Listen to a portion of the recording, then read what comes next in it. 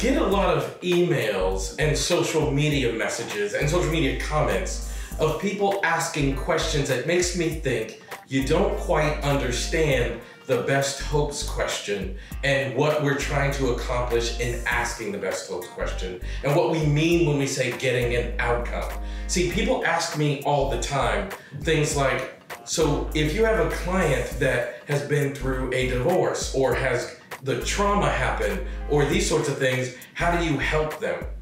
And the simple truth is you have to understand the best hopes question in order to understand that. Now, the best hopes question is, what are your best hopes from this conversation, right?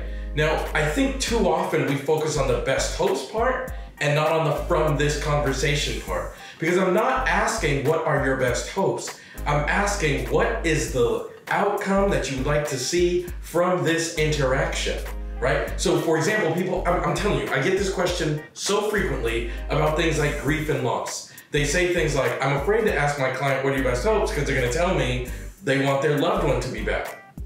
But you have to understand, people don't say, what are your best hopes when we're talking, I want my loved one to come back, because they understand that that's not within my job description. That is not within my remit. So it's really important that you understand that the from this conversation is just as important as the best hopes part of that question. Because if I say, what are your best hopes from this conversation, and the client does say, I would like my lost loved one to come back, I'm able to say, so what difference would it make to you if your lost loved one were to come back?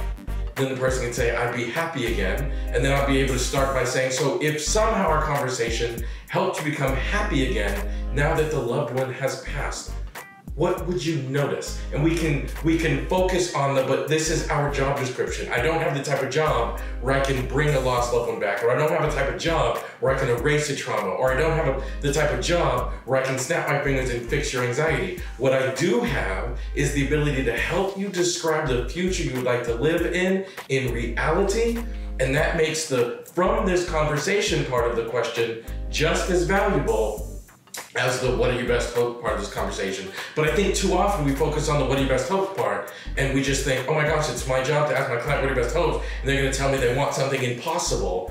But once you put on the from this conversation, that's what makes it real. That's what makes it an achievable outcome, and something that could be the likely outcome if I do my job really well and the client does their job really well. The likely outcome could be whatever this thing is. So just remember, the from this conversation part is just as important as the what are your best hopes part, and you can't leave it off. Hey, thank you so much for watching that video. I really appreciate you guys listening to me share my thoughts and ideas about solution-focused brief therapy, and as I try to make you the very best solution-focused brief therapist that you could possibly be. If you could, please help me share the word, like, share, and subscribe to my YouTube channel. Help me spread the word of this amazing approach.